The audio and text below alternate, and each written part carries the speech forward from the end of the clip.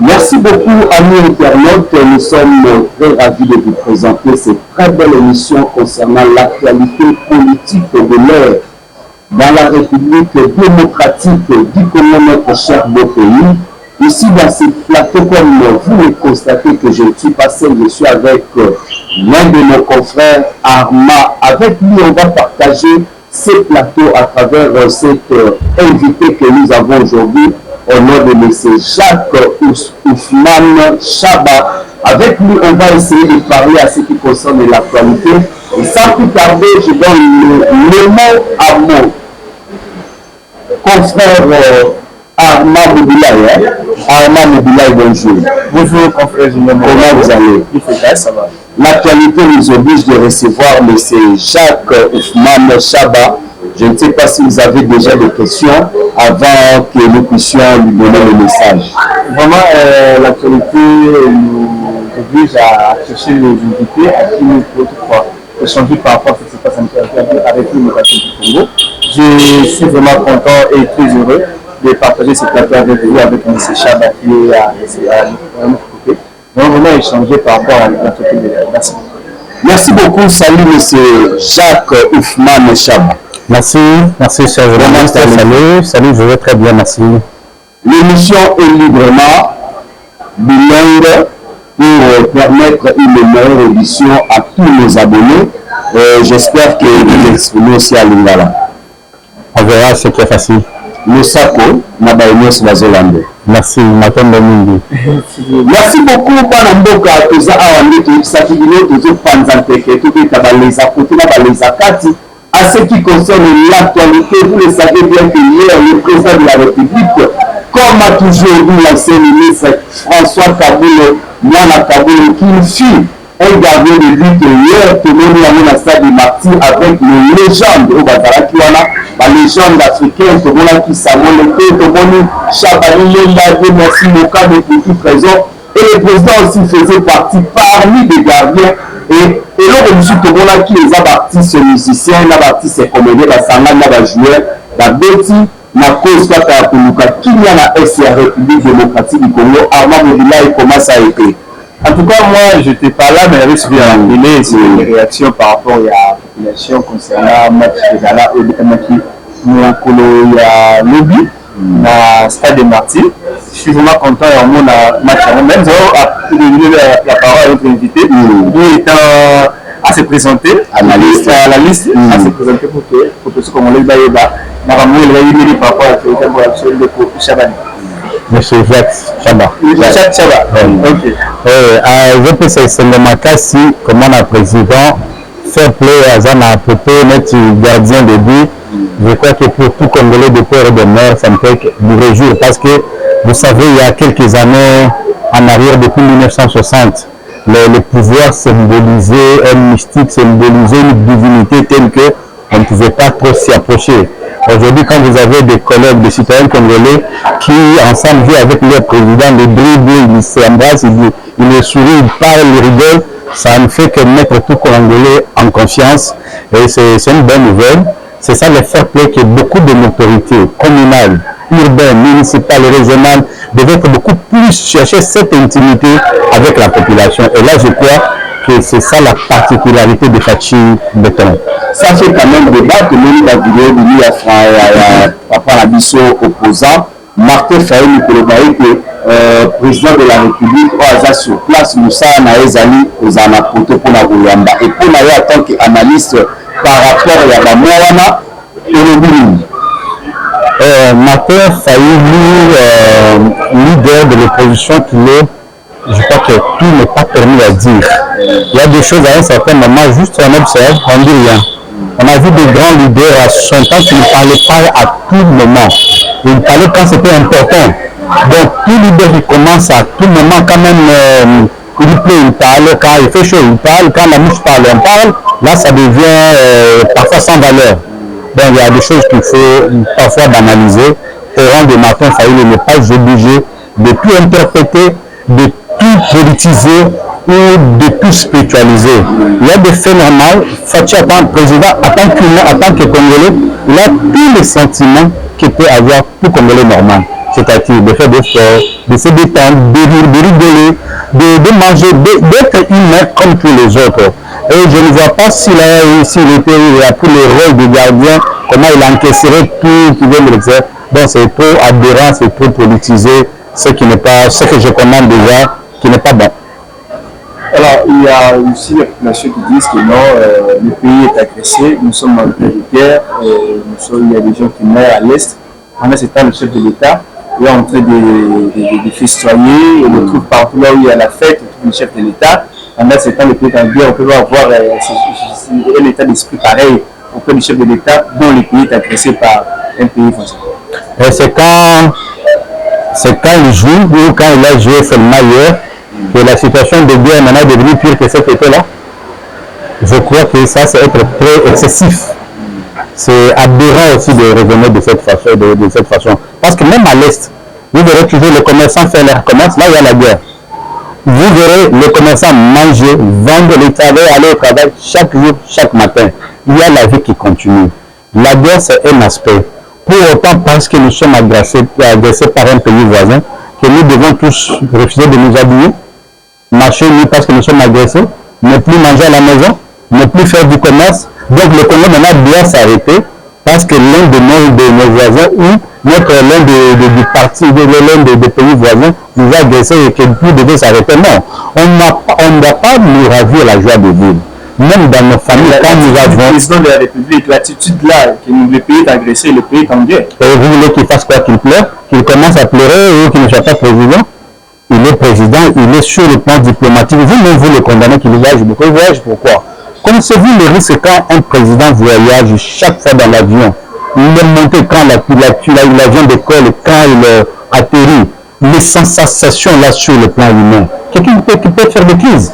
Il peut même faire l'arrêt cardiaque. Et vous avez un président au four et moulin. Quand il mange, quand il voyage pour chercher la solution pacifique, diplomatique, vous dites non, il voyage trop. Et il exagère. Magellan, vous lui donnez tous les noms d'ailleurs. C'est le manque de respect. Au contraire, qu'est-ce que vous aimez? Bon, quand il dit je ne voyage pas, je dois faire les visites au niveau interne, rencontrer ma base, ça devient encore un problème pour dire non, lui m'encaisse, il nous joue que le reste de gardien pour encaisser. Vous, finalement, qu'est-ce que vous voulez? Donc le président, au cas où il ne mange pas chez lui à la maison, il fait un mois de jeûne, il ne porte pas de costume, là je crois que la guerre va terminer. Non. Il y a l'action militaire, il a lancé le recrutement des militaires, les militaires sont recrutés, formés pour se battre au front. Et lui-même est en train de mener des diplomaties pour voir dans la mesure du possible comment mettre fin à cette guerre. Non seulement ça, sur le plan stratégique, il y a des stratégies militaires dont on parle de la montée en puissance de notre armée aujourd'hui. Et c'est tout ce que l'arbitre, le gardien du temple, qui est le président de la République, devait faire. Et c'est ce qu'il est en train de faire. À la face du monde, ce genre de comportement, le chef d'État a affiché hier, le Zema Tegala, à la face du monde, le pays est agressé, nous sommes en guerre, nous sommes envahis par les Rwandais. Et cette attitude-là à la face du monde, c'est pas international. En tout cas, moi je crois que le monde maintenant a compris que les Congolais sont confiants. Quand on est confiant, on sait où on part, on a de quoi être fier. Jouer, ne pas se priver la joie. Aujourd'hui, c'est aussi un message que c'est de dire que quoi que vous fassiez, sachez que nous sommes forts. Nous pouvons toujours revenir et vous faire mal. Donc c'est un message de confiance. C'est un message qui montre que nous sommes unis, nous sommes forts. Ce qui nous arrive, c'est que vous, la torture morale que vous nous infligez, parce qu'en réalité, le problème, ce n'est pas le Rwanda. En réalité, le problème, c'est le soutien du Rwanda derrière, l'unité nationale qui sont derrière, et le président leur dit, nous n'allons pas perdre notre joie de vivre parce que vous nous infligez cette torture morale. Tôt ou tard, nous allons ravir ce qui est au Congo, reviendra toujours au Congo. Voilà le message clair et simple. Merci beaucoup. Le commentaire que le catholique que moi mboka Félix Antoine Tshisekedi azalaki malade. Biso nyonso toyebi. Mais comment la lobby a continué à terrain à Yambi, on s'est posé des questions. Est-ce que réellement le président est toujours malade ou le président a dit qu'il n'a connu un bon before? Donc c'est en même temps le message de vous dire que vous avez un président qui n'est pas moribond, qui n'est pas un vieillard, un président vivant, fort, jeune, qui s'il doit même se battre physiquement avec l'ennemi, il le fera. Parce que lorsqu'il joue, toujours il faut être en bonne santé. Depuis que Tshisekedi a tes affaires, c'est qu'il n'a jamais été maladif. C'est un président, même quand vous regardez sur, je ne sais pas, le logo ou bien le portrait photographique, vous le trouvez qu'il est vivant, il est debout fort, il n'est pas assis, signe de faiblesse ou de quoi. Pour dire, c'est qu'il n'est pas un maladif, il n'a jamais été malade, tout à fait normal, il peut sentir quelque chose qui ne va pas dans le corps et guérir pour prévenir. En fait, il est dans la médecine préventive, lui, il n'était pas malade comme les gens l'ont dit. Parce qu'on a diabolisé de sa maladie, vous l'avez fait obtenir un point de presse. Donc c'est aussi des messages. Donc, il y a enlevé cet aspect-là de penser que vous avez un président malade et tout ce qui se raconte dans la rue et tout ça. Le président est en bonne santé, il est bon, il peut encore aller plus loin que ça. Même 50 ans, il a encore fort pour tenir. Merci beaucoup, amis internautes. Nous sommes toujours là avec notre invité de ce jour. Parlons maintenant de l'actualité à ce qui concerne la révision ou le changement de la Constitution. Armand Mobilaï, à vous la parole. Révision constitutionnelle, changement de la Constitution, il y a plusieurs réactions, la population ainsi que les acteurs politiques de notre pays. Vous, en tant que Congolais, d'abord, vous êtes Congolais? Parce qu'on voit votre teint pour préciser à la population congolaise que vous êtes Congolais. Je suis plus Congolais que certains Congolais qui se prétendent être Congolais de père et de mère. Parce que dans l'âme et dans le sang, je suis vraiment ce Congolais convaincu, révolté, qui peut, si Dieu le faisait grâce, arriver à offrir le Congolais oublier sa souffrance dans tout ce qu'il a connu depuis 1960 jusqu'à aujourd'hui. C'est nos parents qui ont construit ce pays, le chemin de fer, qui ont donné la forme, la géographie à ces pays. Et ce n'est pas parce qu'on est mixé qu'on n'est pas droit de parler gestion de la cité ou travailler pour l'intérêt de notre nation. Vous avez ces Congolais, pères Congolais, grands-pères Congolais, arrière, tout le monde, même souche, même coutume, tout est Congolais. Mais les choses qu'ils font dans la gestion de la chose publique, vous êtes révoltés, vous vous demandez, est-ce que c'est un Congolais réellement? Quant à moi, cette question-là, sans aller très loin, c'est aussi tout un débat. Je crois que je suis plus Congolais que ce Congolais de père et de mère par la peau. Révision constitutionnelle ou changement, vous êtes pour la révision ou vous êtes pour le changement? Avant d'entrer notre question. Je ne suis pas politicien, la première des choses. Je suis analyste de questions politiques. Parce que je me sens intéressé que de la manière que les choses se passent dans notre pays, les choses ne devaient pas se passer comme ça. Alors par cette révolte, j'ai réfléchi maintes fois que dans la majorité, l'ensemble des Congolais, nous posons mal le diagnostic de notre problème. Aujourd'hui, qu'est-ce qu'il faut faire? Révision ou changement constitutionnel? Si cela me demandait d'élever l'option, comme vous les journalistes maintenant, j'élève l'option de passer immédiatement au changement constitutionnel. Qu'est-ce qui vous motive? Ce qui me motive, c'est le fait qu'il y a plusieurs interprétations sur l'article. La constitution que nous avons actuellement, si vous analysez intelligemment, vous vous rendrez compte que c'est une constitution politique et qu'elle n'est pas une constitution civile. C'est cette constitution politique qui donne beaucoup plus de pouvoir aux politiciens, qui crée beaucoup de structures budgétisées pour l'État, qui amène beaucoup de charges à l'État communal, alors que l'État n'a pas assez de moyens. Dites-moi quel est ce plaisir que nous avons aujourd'hui à organiser les élections chaque 5 ans. Un pays qui manque des infrastructures de base, un pays qui manque de moyens de déboucher des caniveaux, et Kinshasa où vous avez ces immondices pêle-mêle, l'eau qui n'est pas drainée. Pourquoi? Parce que l'État justifie ça, qu'il y a insuffisance de moyens. Vous avez des citoyens qui se plaignent qui sont mal payés. Vous avez la nourriture qui vient de l'extérieur chaque jour. Pourquoi? Parce que l'État n'a pas d'infrastructure pour évacuer la nourriture des zones agricoles vers des centres de consommation.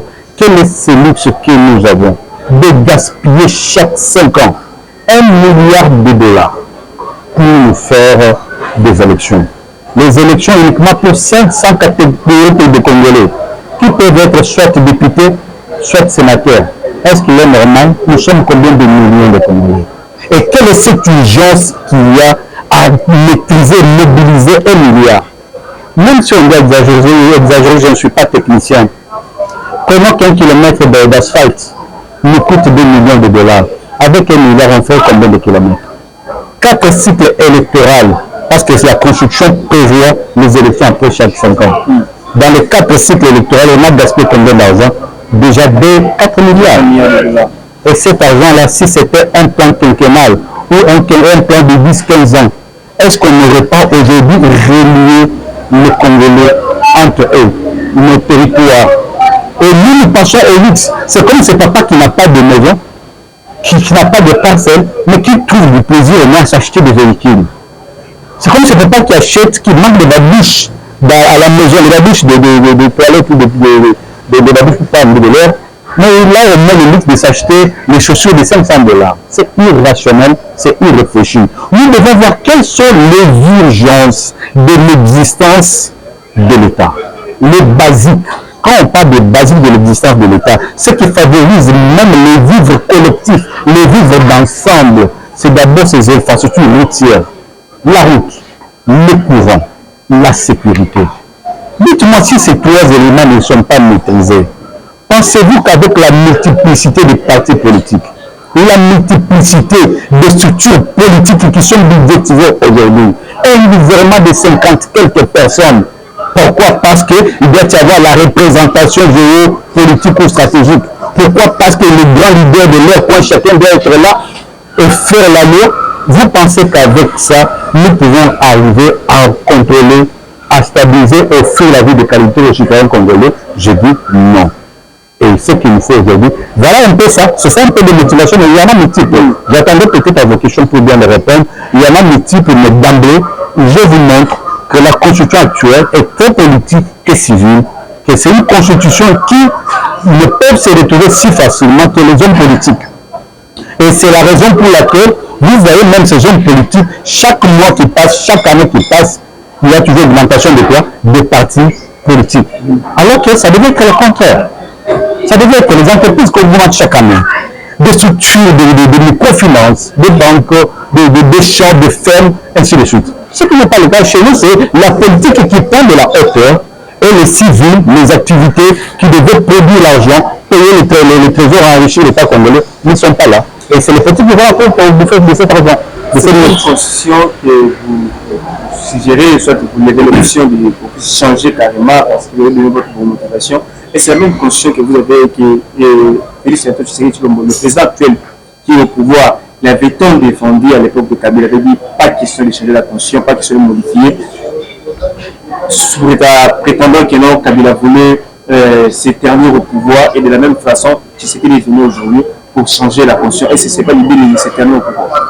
Bon, je ne suis pas venu sur ce plateau pour défendre Fachi, le président de la République, d'autant plus que je ne suis pas le porte-parole du gouvernement, ni moi de son parti politique. Je voulais parler du président de la République, pas comme Fachi, mais du président de la République qui pourra succéder au président Fachi ou avant Fachi. Parler de vrais problèmes. Si le problème était focalisé sur Kabila hier, aujourd'hui il est sur Tshisekedi, demain je crois qu'il sera sur Kapindi. Et là nous viserons que les têtes des gens. Parlons de ce qui constitue. Pourquoi nous n'avançons pas? Pourquoi on ne décolle pas? C'est ça le vrai problème. C'est vrai que la classe politique dans son ensemble hier a eu peur du changement constitutionnel. Est-ce pour autant que cette constitution n'avait pas été changée? On l'a changé parce que nous avions l'élection à 2 tours. Mais aujourd'hui, nous l'avons combien? À un seul tour. Ça veut dire qu'elle a été déjà changée. Le problème de gouverneur, l'élimination et tout ça, il y a eu quand même quelques articles qui ont été déjà changés. Alors, en 2015, il y a eu d'autres tentatives de changement de cette constitution. C'est que les gens ont trouvé que ça ne pouvait pas passer et par conséquent, ils ont fait trop de désordre. Cela ne peut pas passer. Pourquoi? Parce que cette envie de changement est toujours là. Il y a quelque chose qui montre que ce n'est pas en réalité adapté à nos propres réalités. Tenez qu'en 2006, UDPS, qui est au pouvoir aujourd'hui, avait voté contre cette constitution au référendum. C'est parmi les gens qui ont dit que cette constitution n'est pas la mode devenue pour l'instant. Ils ont refusé, mais le pouvoir de ces temps-là avait voté pour la Constitution, et c'est cette Constitution que nous avons. Et moi, j'étais sûr qu'il UDPS au pouvoir, tôt ou tard, il allait changer cette Constitution pour réellement apporter une Constitution civile. Par exemple, quand vous prenez ces choses où vous êtes dans un système semi, je ne sais pas, semi-présidentiel ou semi-parlementaire. Pourquoi? Parce que ça ressemble à la France. Et seulement parce que ça ressemble aux États-Unis, tout ce que vous voulez. Et que nos réalités à nous égale la même réalité que les États-Unis. Les infrastructures que nous avons répondent mieux comme les infrastructures des États-Unis, les infrastructures des États-Unis et de la France? Non. Faisons des choses comme Congolais, faisons les choses comme nous. Nos empereurs, nos rois, à leur temps, ne parlaient pas français pour bien diriger, n'ont pas eu à recourir aux constitutions extérieures européennes ou asiatiques pour bien gérer. Ils avaient des réalités, nous avons des réalités qui doivent être adaptées à nous. Comme c'est dont je vous parle aujourd'hui, que nous sommes un pays en suffisance de moyens. L'État se plaint à tout moment de moyens, même l'éclairage public. Beaucoup de Congolais n'ont pas d'eau, beaucoup de Congolais n'ont pas de courant, même dans des grands centres-villes. L'exode rural que vous avez aujourd'hui, ce sont des problèmes dont les États-Unis n'en ont pas, dont la France n'a pas. N'est-ce pas? La technologie, ça pose problème. Le contrôle administratif, ça pose problème. Et sur l'ensemble, mettez-nous en face, parlons de nos problèmes, essayons de trouver la vraie solution et pas copier des choses, faire du plagiat, comme on est en train de le faire aujourd'hui. Dans la Constitution, je vois bien, aujourd'hui, c'est que le Congo peut les vivre, ce que nous voulons aujourd'hui, c'est grâce à la Constitution qui est une malédiction pour le gouvernement. Ce n'est pas une malédiction, c'est une Constitution qui a été adaptée à un temps. Et les gens l'ont appelé la Constitution des belligérants. Pourquoi? Parce qu'il y a eu plusieurs groupes rebelles. Et chaque groupe rebelle, à ce temps-là, était soutenu par une organisation régionale quelconque ou par un pays voisin quelconque. Ça veut dire qu'il y avait un problème d'intérêt. De cet ensemble de rebelles, de rébellions, ça et là, plus les partis politiques au pouvoir, plus cette multiplicité de tout ce qui devait consensuellement apparaître, soutenir les uns soit par tel pays, les autres par l'autre pays, il y avait un problème de compétition de quoi? De désintérêt.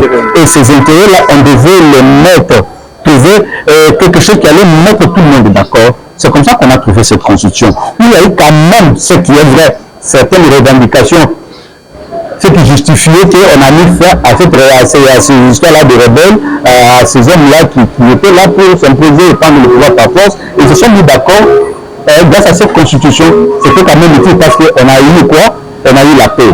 Mais après ça, 20 ans après, parce que c'était depuis 2006, 20 ans après, on peut évaluer. Avec cette démocratie, nous étions où nous en sommes et où nous allons. À écouter le Congolais moyen, c'est des plaintes dans sa bouche du jour au jour. Président, peut-être la dernière question avant que je vous lance la parole. Tout ce que vous parlez, c'est bien. Oui, les internautes vont commenter, vont donner leur avis par rapport à votre suggestion de changer la Constitution. Mais pour changer la Constitution, est-ce qu'il y a une possibilité, vous avez dit qu'il faut qu'on puisse regarder nous en face, non seulement pour Tshisekedi, ni pour Fatou, Kabila ou quelqu'un qui est venu même vous devenir président de la République, on ne peut pas viser les têtes des gens, mais voyons voir un peu la faisabilité des choses en face. C'est une possibilité qu'on puisse dialoguer pour trouver des consensus, qu'on puisse parler vraiment de la vraie question. Comme il y a quelqu'un qui a dit, Jean-Jacques Kalumba, que je salue, il avait dit il faut qu'il y ait un dialogue entre Congolais, qu'on puisse parler en face, quels sont les textes qu'on va mettre en place pour l'intérêt des Congolais. Avant qu'on puisse y passer directement au changement, il faut qu'il y ait un dialogue, comme Faye l'avait dit, il faut qu'on dialogue entre Congolais pour trouver d'abord ce qui se passe en République démocratique du Congo et parler en vue, voir en face des réalités pour qu'on puisse établir et changer la relation. Combien de dialogues aujourd'hui nous avons déjà organisé? Si vous pouvez en citer, quand même à quelque chose. Je voudrais savoir les dialogues, le vrai dialogue que ce pays a connu, c'est deux. Celui de la table ronde en Belgique, qui a mené à l'indépendance, et celui qui a raté de la conférence nationale souveraine. Le reste, c'est un arrangement de politiciens internes qui sont en mode de positionnement, qui veulent que nous soyons, qui poussent même pour du dialogue parce qu'ils doivent se retrouver. Vous voyez? Aujourd'hui, on doit interdire, parce que c'est là où je vous parle qu'il faut modifier, qu'il faut changer cette constitution qui est la cause de notre malheur. Si on ne mange pas bien aujourd'hui, je veux vous choquer que c'est à cause de cette constitution aujourd'hui. Non, c'est... Je vais vous choquer, mais je ne sais pas ça la question que vous m'avez posée. Donc, le dialogue sur dialogue n'apporte rien, ça devient la routine pour les hommes politiques. Mais c'est qu'on est les moyens. Qu'est-ce que nous avons? S'il y a dialogue aujourd'hui, c'est à la population de se réunir, de parler avec la justice. Pourquoi la population n'a pas confiance dans sa justice? Pourquoi la population n'a pas confiance dans son administration? Parce que quand vous allez les administratifs, un document qui vous coûte 8 000 francs que l'État a fixé, lui vous vendent à 80 000 francs. Il vous dit donnez l'argent que je vais faire pour vous, il va faire ce document-là à 8 000, il ne te donne pas le papier, mais il te donne au moins le papier et ça vous donne les preuves. Et il te fait même croire que je suis en train de t'aider. Là, les gens ont perdu confiance. Les taxes de l'État, c'est là qui passent pour récolter les taxes. Ils vous surfacturent les taxes. Pour vous amener à vous humilier devant eux, plaider. Quand vous plaidez, vous les amadouez, vous leur donnez sa part, et là maintenant, ils peuvent vous faire la bonne facturation. Est-ce que c'est normal? Tout ça, c'est de vos problèmes qu'on veut parler. Ce n'est pas le problème politique. Qui dirige nos provinces? Ce n'est pas Tshisekedi qui est là. Ce n'est pas le premier ministre qui est dans chaque bureau partout où le Congo est grand. Ce sont les Congolais, nous sommes là, mais vous voyez que les choses partout ne marchent pas. Et ce qu'il faut faire aujourd'hui, c'est la rupture. La rupture, 1. Changer la constitution, passer à 4e République, ou 4e République, passer à la 4e République avec de nouvelles orientations telles que les partis politiques sur l'ensemble de l'étendue de la République doivent être fermés. Parce que ces partis politiques ont pris notre pays en otage. Mais oui, l'élément de dictature, encore la dictature par français, ça te fait quoi? Quel est l'avantage que tu as en démocratie aujourd'hui? Ce sont ces plaintes ici que vous avez ça et là. C'est ça l'avantage de la démocratie. Alors si la dictature est bonne que la démocratie, parce que la démocratie, vous vous plaignez de courant, vous vous plaignez de saleté, vous vous plaignez des embouteillages, vous vous plaignez, c'est ça la démocratie? La démocratie, c'est le fait d'avoir pipi sur la route, d'avoir public, vous ne savez même pas par où il faut aller uriner, parce qu'il n'y a pas de toilette publique, ou même quand il y en a, ce n'est pas entreprise, une personne s'en occupe. C'est ça la démocratie? Où il faut un pouvoir fort qui doit tirer une locomotive fort qui doit tirer des wagons, afin de nous amener vers la destination du bonheur et de stabilité de notre pays. Il faut laisser que ces citoyens qui sont en train de manipuler les autres citoyens congolais, se faisant jouant de la qualité de l'État qu'ils ont pour manipuler, torturer moralement, structurer frauduleusement l'argent aux autres citoyens. C'est ça la démocratie que vous voulez nous parler aujourd'hui. Donc je disais, il faut changer cette constitution, passer à la 4e République, où il faut interdire l'existence de ces partis politiques. D'abord, la première des choses, jusqu'à l'organisation totale de la cité.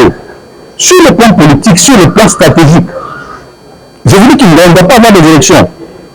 Vous avez des pays maintenant qui commencent à nommer des pays qui influencent les élections dans notre pays. Et ils sont toujours là, ça fait 30 ans, ça fait 40 ans, ça fait 20 ans. Et nous, pendant 20 ans, on change 4 présidents. Et chacun peut-être les a en train d'influer pour que cela arrive, en fait que leurs hommes de confiance soient là. Mais elles sont toujours là. Si on doit y avoir des changements, on doit commencer avec les pays voisins dont leur chef, ça fait 30 ans sans affaire. Est-ce que vous comprenez là où je vais amener la logique? C'est nous, c'est le Congo qui est grand, qui devait en donner les ordres, qui devait peut-être travailler pour que les autres pays aient la paix. Ce n'est pas les autres petits pays qui nous entourent d'influer ou de créer des partis politiques ou de financer certains partis ou d'avoir des petits... Non, il faut un système présidentiel avec un pouvoir fort. Un pouvoir fort, c'est-à-dire, quand vous dites que non, les élections, c'est pas... Le pouvoir fort, c'est le terme politique, mais le terme courtois, c'est ce que vous appelez l'autorité de l'État. Donc vous voulez l'autorité de l'État, ça doit s'appliquer pas seulement pour nous les citoyens, mais aussi pour ces administratifs, mais surtout pour ces hommes que l'État a donné le pouvoir, a donné la valeur, en leur offrant des dupes de qualité, des maisons de qualité, la sécurité, les honneurs, la gloire. Ces hommes arrivent à trahir l'État, notamment en prenant des rétrocommissions, notamment en prenant la corruption, notamment en faisant ceci ou cela. Ces genres d'hommes devait être châtié sévèrement, pendu publiquement pour que cela n'arrive pas. Et voir même leurs descendants ne peuvent jamais accéder. C'est ainsi là où je dis nous devons trouver une constitution civile qui réellement ne s'occupe que de l'intérêt général, pas les intérêts des politiciens, parce que les politiques, ça doit finir. Pourquoi on doit avoir un parlement de 500 députés? Pourquoi on ne peut pas en avoir 200, même 150? Les 510, quoi, ils sont là pourquoi? Pour les députés, les sénateurs, eux n'ont pas de mandat limité. À tout moment, ils le renouvellent, mais quand est-ce que tu vas remplacer le député qui est de ton village, qui depuis tous ces 4 siècles, lui est toujours président, il est toujours député, et tout ça. Et les jeunes qui grandissent, quand est-ce qu'ils vont le remplacer lui? Donc ça devient le monopole de sa famille, lui-même de sa famille. Merci beaucoup, M. Jacques. Nous poursuivons toujours avec cette émission. La plupart des opposants disent que Félix Tshisekedi a failli à sa mission. D'abord, la nourriture devient difficile dans ces pays, les moyens de transport, la santé et tout consort. Que dites-vous par rapport à cela, sur 100%? Bon, je trouve que si il réfléchit, quand on était déjà habitué à gagner dans la malhonnêteté et qu'à un certain moment on bouche les portes par lesquelles on était en train de gagner frauduleusement et malhonnêtement, on peut ressentir la crise. Pour un citoyen normal qui avait son salaire, qui travaille, je ne sais pas, TFM, qui travaille, je ne sais pas, à même ligne, avec un salaire de 500 $, il n'y a pas des emplois. Je dis, il faudrait le dire. Les emplois, ça fait plusieurs années que nous n'avons pas d'emploi. Depuis 1960 jusqu'à aujourd'hui, les entreprises que l'homme blanc nous a laissées, aujourd'hui, si vous faites les statistiques, vous verrez qu'on en a perdu plus de 50%. Vous voyez, il n'y a pas de l'emploi, c'est vrai, et que tout le monde, depuis la majorité, vit dans l'informel. Et surtout, les emplois que les opposants nous créent, c'est le cabinet pour les partis politiques. Est-ce qu'ils peuvent aussi engager les citoyens dans le cabinet politique, dans leur parti politique et commencer à leur assurer le salaire? Voilà la raison pour laquelle vous voyez que même aujourd'hui, quand l'argent s'échappe, c'est parce que tous ces politiciens, ils doivent se positionner avec le temps pour les élections, concourir aux élections, maintenir longtemps la masse qui les soutient, qui chante pour eux, il faut leur donner quelque chose, mais sans vouloir créer les emplois durables. L'administration est saturée de personnes que l'État ne connaît pas, mais point de matricule. Peut-être des morts vivants qui reçoivent des salaires alors qu'ils ne travaillent jamais. Tout ça, ce sont des choses à refaire. Il faut passer à la 4e République pour refaire ce qu'on appelle la refondation de la nation congolaise ou de l'État congolais. Est-ce que aujourd'hui on peut dire que Félix Tshisekedi a bien géré ce pays? Je ne peux pas dire qu'il a bien géré. Il y a encore beaucoup de choses à faire. Mais quand on essaie de comparer, là je suis dans la comparaison, l'ancien pouvoir et le nouveau pouvoir, il y a de quoi être fier, quelque chose s'est amélioré un peu. Ce n'est pas ce que nous voulons. Même lui, Félix, sait qu'il n'a pas fait tout ce qu'il voulait à cause des contraintes dues à l'exercice des pouvoirs. Dans la mesure où il n'a pas la totalité de pouvoir. Non, ce n'est pas pleurnicher. Vous voyez, regardez la Constitution. La Constitution prive le président de la République les 2 premiers mandats de pouvoir. C'est-à-dire, s'il n'a pas la majorité au niveau du Parlement, il ne peut pas dissoudre le Parlement, il faut attendre 2 ans après. Ces 2 ans ici, c'était pour Fachi hier. Demain, si Fachi quitte le pouvoir, il fallait le remplace. Les gens qui sont aux affaires aujourd'hui, qui sont les unions sacrées, auront la majorité. Au moment où Fachi, c'est un exemple que je prends. Au moment où votre président viendra, et ils vont le manipuler pour qu'il fasse leur volonté. Les 2 ans, ils ne peuvent rien faire. Là, ça sera les 2 ans perdus. Et 3e année, on va perdre parce que ça sera la fin de l'année, donc l'année électorale. Donc le président ne dit que le travail librement que pour 2 ans. Parce que c'est dans les 2 ans où il peut dissoudre le Parlement, c'est dans les 2 ans où il peut prendre l'initiative, peut changer de constitution, et puis là, il semble avoir le pouvoir. Et au lieu de faire ces élections de 5 ans, une seule élection, peut-être à 10 ans, ou à 15 ans, mais non renouvelable, pour l'ensemble de la structure qui gère pendant ce temps-là. Mais la question de savoir s'il a bien dirigé ou pas, moi j'essaie de faire des paramètres, en le comparant au passé, au régime passé, à l'actuel régime, je trouve qu'il a amélioré beaucoup de choses, particulièrement sur le plan de la liberté de presse, où tout le monde aujourd'hui parle. Il y a eu quand même des avancées sur ça. Sur le plan budgétaire, vous aviez un budget qui avait, on avait moins de 8 milliards de dollars. Aujourd'hui, on en a le double. C'est déjà quelque chose. 3e, le temps et les circonstances ne ressemblent pas. Au moment, avec l'arrivée de Covid, la guerre de l'Ukraine, même au niveau de l'Europe et partout au monde, les chiffres ont bougé, l'économie a bougé. Mais seulement pour nous qui ne produisons pas, Moi, j'attends beaucoup de Fachi. Pour dire qu'il a bien fait, c'est quand je veux voir qu'il nous a donné une nouvelle constitution et que toute la classe politique ici n'est plus là. On ne recrute plus dans les partis politiques, on recrute à l'université, on prend les jeunes des œuvres, on les envoie par des MKCC, on les engage, on donne beaucoup plus le pouvoir à l'armée, afin que l'armée qui est très disciplinée essaie de booster l'économie en frappant, chicotant les gens. Je crois que ces choses-là, je vais dire, voilà ce que j'attendais. Est-ce qu'aujourd'hui on peut changer la constitution mais sans pourtant toucher au pouvoir? C'est-à-dire le président de la République ne peut pas faire le pouvoir dépasser 5 ans de son mandat. Non, en fait, le problème des mandats, je ne sais pas pourquoi vous soutenez que le mandat soit à 5 ans. Quelle est la motivation pour que le mandat soit seulement à 5 ans? Vous la monarchie, quoi. Non, je ne veux pas de la monarchie. Mais quel est l'intérêt aujourd'hui? Pourquoi seulement le chiffre 5? Quelle est la motivation pour ceux-là qui soutiennent 5 seulement? D'après vous proposez? Moi, je propose un seul mandat non renouvelable de 15 ans. Pourquoi 15 ans? Oui, pourquoi 15 ans? Voilà pourquoi 15 ans beaucoup comme ça. Parce qu'avec les arrangements politiques, 15 ans, oui. Pourquoi vous encore continuer? Je ne veux pas parler de Félix. Moi, je parle du président. Parce que même moi, par rapport à l'immensité du Congo, le Congo n'est pas comme le Rwanda où tu vas circuler dans 2 jours, tu vas finir tous les pays. Même Kinshasa, pour tourner, Kinshasa est terminé. Vous pouvez prendre 4 jours d'entrée de chez nous, mais vous ne finissez pas Kinshasa. Donc, on ne doit pas prendre parce que les États-Unis ont fait 5 ans ou 4 ans, nous devons aussi le faire. Et ils ont déjà un pouvoir depuis 1800 quelque chose, avec les George Bush, ils ont pris du temps de se préparer. Nous, il y a encore beaucoup de choses à faire. Et même si on peut se mettre d'accord que la classe politique se mette à table, tous les notables de coins, de régions, on les prend, on se partage le pouvoir, ou on ne fait même pas les élections telles qu'on les fait ici. Moi, ça va m'arranger. Mais quel type d'élection qu'on pourra faire? Là, c'est encore l'idéal, c'est encore les choses au niveau de pensée. Où on fait un pouvoir alternatif. C'est-à-dire, aujourd'hui, c'est tel, par exemple, prenons le Liban aux affaires. Demain, ça peut le Liban, ça sera le Bakongo. Après le Bakongo, ça sera le Bangala. Après le Bangala, ça sera le Bassaoui. Après, parce que c'est ça ce qui nous compose. Il y aura moins de conflits que tout ce que nous avons aujourd'hui, où les hommes politiques... la géopolitique. Oui, c'est dans cette géopolitique où j'ai dit que les Congolais, dans leur ensemble, doivent se regarder. Qui sommes-nous? Quelles sont nos vérités? Nous sommes le peuple court de taille. On sait que nous sommes court de taille. C'est ça, c'est notre identité. Là, vous soutenez quand même le dialogue.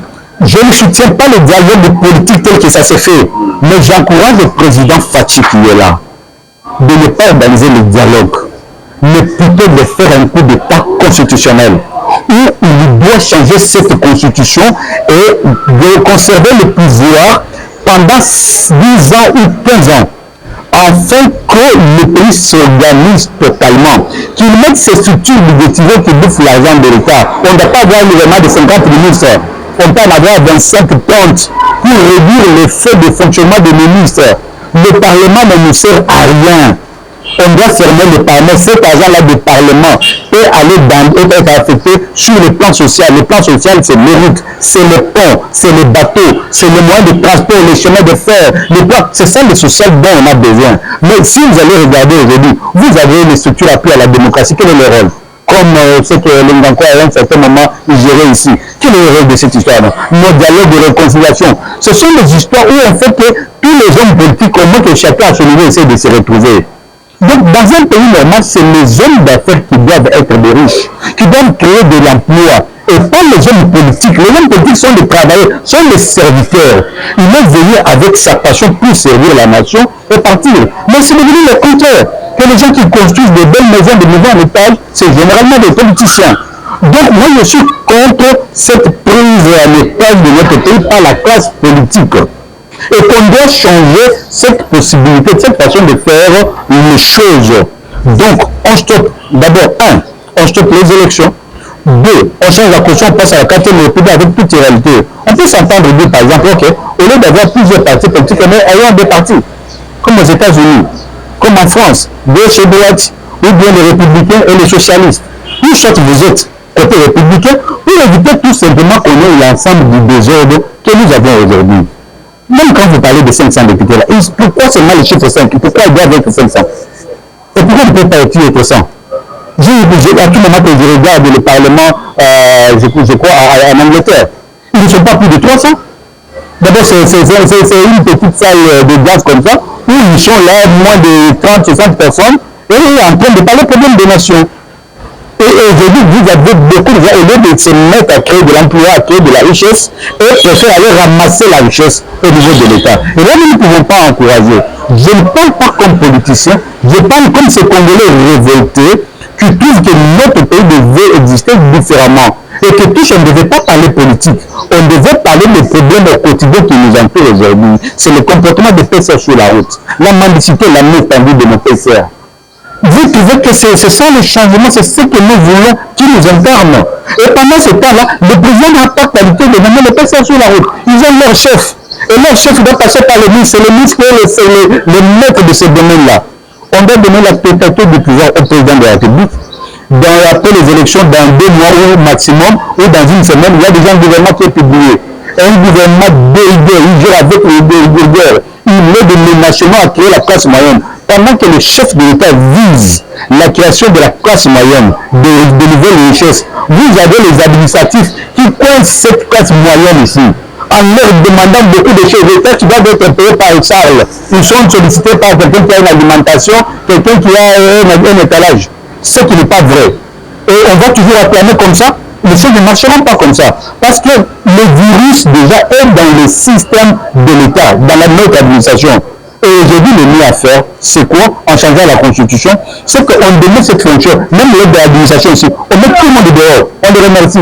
On recrute les jeunes à l'université, les jeunes qui ne font rien, on les amène dans les classes de casernes comme à Kanyamakassi, on les forme, voilà ce que vous allez faire, voilà, on leur donne des moyens qu'il faut, vous verrez que notre pays dans peu de temps va décoller. Donc c'est ça ce que moi je veux. Aujourd'hui, les opposants sont réunis en disant que au cas où Félix Tshisekedi veut changer la constitution, il y aura le bain de sang. Nous ne ferons rien. Et ces gens-là, il s'agit de Félix, heureusement que Dieu lui a donné un grand cœur. De la façon que je vois les choses, je crois que ce qu'il fallait faire, on n'est pas le temps où les gens doivent vivre avec les autres, où les individus prennent la population pour leur marchandise, en train de marchander au nom du peuple, où il y aura bien du sang, où on va couper le Congo. Ça, c'est des intimidations. À des personnes comme ça, vous les ramassez, vous les mettez au silence. Il n'y a ni jugement, ni quoi, parce que le chef de l'État a la qualité de magistrat suprême. Il les ramasse ces gens-là, vous les mettez seulement au foie là-bas. C'est fini. Ou au lieu même de remplir inutilement les prisons, envoyez-les à Kanyamakassi, à Bukangalezo. Avec des tracteurs, ils vont nous produire le maïs qui vont résoudre ce problème de dégradation des champs ici. Ils ne veulent jamais aller travailler dans l'armée. Ils ne veulent jamais aller travailler dans les champs pour nous produire la nourriture. Mais ils sont toujours là en train de réclamer la nourriture au chef de l'État. Le chef de l'État qui a beaucoup de dossiers à signer, qui a beaucoup de problèmes à gérer. On préfère que lui-même prenne les tracteurs pour faire les champs. Mais eux-mêmes, les opposants qui sont là, pourquoi ils ne peuvent pas entrer dans l'armée pour lutter contre le but rebelle? Pourquoi ils ne veulent pas créer des champs pour qu'eux-mêmes, avec leurs tracteurs, commencent à produire la nourriture que nous pouvons acheter et devenir des hommes d'affaires? Donc ils sont là pour ne pas, ils nous prennent pour des bêtes. Je dis que c'est faux. Le chef de l'État, c'est le chef de la Constitution. Il n'y en a pas deux. Ils n'ont pas qualité de s'opposer à quoi que ce soit. Le chef de l'État, en venant au pouvoir, il avait une vision. Et c'est à son temps d'appliquer cette vision-là. Personne ne peut l'interdire. La démocratie, si nous continuons, nous, vous, journalistes, si nous continuons à maintenir cette démocratie, nous serons comme le peuple juif. Au lieu de faire 40 jours arriver dans la terre promise, ils en ont fait plus de temps. Donc c'est le même chemin que nous empruntons aujourd'hui. Là, on doit faire une semaine, nous risquons de faire 50 ans et 60 ans. Maintenant, imagine-toi, dans 60 ans, tu seras quoi? Même quand tu ne seras plus sur terre. Et même quand tu seras sur terre, le Congo est arrangé, tu n'auras même plus le goût de manger la tomate et tout. Tu auras perdu la vie inutilement sur terre. Or, on ne vit pas deux fois. Donc, parce que nous avons encore l'énergie de vivre aujourd'hui, on devait l'exploiter au maximum et qu'on donne à notre chef le pouvoir de tout faire pour changer les choses. Et quand les choses comme ça, on est sûr que l'émission a échoué. Merci beaucoup. Peut-être la dernière question que je vais donner la parole à mon frère qui a passé moi. Ambongo, le cardinal, a dit qu'il apprécie beaucoup la leadership du président Kagame, ce qu'il a fait dans son pays. Ambongo et d'attaquer franchement les pouvoirs en place. Vous étant, je ne sais pas votre disons, nous sommes un pays laïque. Votre réaction, un petit analyse que vous pouvez faire par rapport à la réaction du président du cardinal Ambongo. Pas seulement l'église catholique dans ça. Bon, c'est pas l'église catholique qui fait ça. C'est un individu. C'est ça, c'est un individu. En bon, je crois qu'à ma connaissance, que tout prêtre catholique n'est pas congolais, en fait, n'est pas originaire du pays où il devient citoyen du Vatican. Donc, en tant que citoyen international, citoyen du Vatican, il peut mettre son point de vue. Mais quiconque de Congolais de père et de mère qui tient encore à voir ce Congo changer le jeu, je crois qu'il ne peut pas apprécier. Et surtout s'il sait que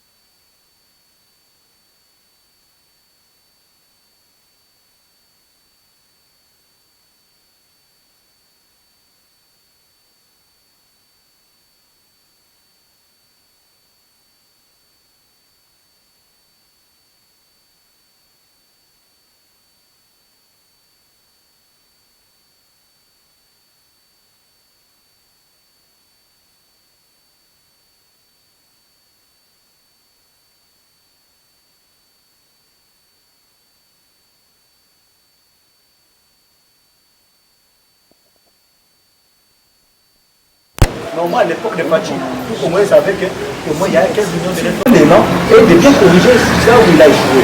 Mais nous ne pouvons pas admettre que des pays voisins qui ont l'appui des Occidentaux pour nous manipuler, nous considèrent comme un sous-peuple pour continuer à faire la même chose. Donc c'est là où moi je dis aujourd'hui que les vrais problèmes, de vouloir évaluer nos lois. Quand vous retouchez à la loi fondamentale, c'est-à-dire vous touchez même à l'existence, aux fondamentaux, aux principes de base de cette nation, et là vous passez à la 4e République avec ambition maintenant de tout refaire. Refaire l'administration, baser son expérience sur les jeunes de Kanyamaka CC et beaucoup plus, en prendre même 1 million, même 5 millions, les engager dans toutes les provinces. Nous allons résoudre les problèmes de faim, nous allons résoudre les problèmes de l'argent que les hommes politiques nous bouffent gratuitement. Cet argent-là va nous servir à faire des routes, à faire des courants et nous pouvons aspirer à la vie de qualité. Les autres vont nous respecter. Un enfant de pauvre n'est jamais respecté. Quand on sait que vous n'avez rien, les autres donnent leurs parents, même s'ils n'ont pas étudié beaucoup comme vous, parce qu'ils ont des moyens, ils sont en voiture, vous marchez à pied, vous roulez sous la pluie, ils ne vont pas vous respecter. Et nous devons nous faire respecter en ayant une certaine discipline. Moi, j'ai constaté que les Chinois, les Indiens ne sont pas plus intelligents que les Congolais. Quand vous parlez avec eux, ils ne sont pas intelligents. Mais ils prospèrent. Pourquoi? Parce qu'il y a deux choses. La discipline, la rigueur à ce qu'il fait. Un Chinois, quand vous lui dites 5 plus 5, il va vous dire égale 10. Il les retient pour toute la vie qu'égale 10. Demain, quand tu vas revenir, tu lui dis 5, si tu lui dis 7 plus 3 égale 10, il va dire tu as menti. Cet homme-là, c'est intelligent plus que toi? Non, il est borné. Mais à cause de la discipline, à cause de la rigueur qui nous manque, nous, aujourd'hui, parce qu'on a des restes avant, il reste. Il ne va pas surfacturer. La facturation, c'est pas pour une politique. Les papiers de naissance que vous allez acheter dans l'administration ici, l'argent ne passe pas dans le trésor public. Comment on peut expliquer ça? Et de ce côté-là, je vais demander à Fachi d'être regardant. Il y a beaucoup d'argent qui échappe. La vie est chère, ce n'est pas parce que Fachi est au pouvoir. La vie est chère parce que nos compatriotes congolais qui travaillent au sein de l'administration, c'est eux qui nous vendent la vie chère. Les documents de l'État sont moins chers et nous vendent ce document-là trop cher. Combien de fois cette année tu es passé à la présidence, tu es allé chercher quel document? Qu'est-ce que la présidence a fait avec moi? Mais c'est l'administration, c'est la mairie, c'est la commune, c'est le marché. Ce sont ces petites taxes que nous devons payer et la vie est chère parce que ces gens-là nous demandent plus cher que ce qui est prévu. Parce qu'ils doivent manger pour eux et ils doivent donner aussi un peu à l'État. Vous voyez pourquoi la vie est chère? Ce n'est pas le problème de fatigue. Et qu'est-ce qu'il faut faire? Il faut discipliner ces inciviques. Il faut les châtier, les mettre dehors, prendre de nouvelles élections. Parce que les Congolais conscients qui jurent que c'est la vie ou la mort, je dois laisser de l'honneur. Merci beaucoup, monsieur Jacques Oufman. Nous sommes très heureux, c'était là une très belle émission. Merci à toi Arma, cher confrère, merci à nos réalisateurs. Je vois Fred derrière la caméra, je vois Josué, je vois Rabi, ils étaient de la partie avec nous. Merci pour notre invité. À la prochaine numéro, bye bye.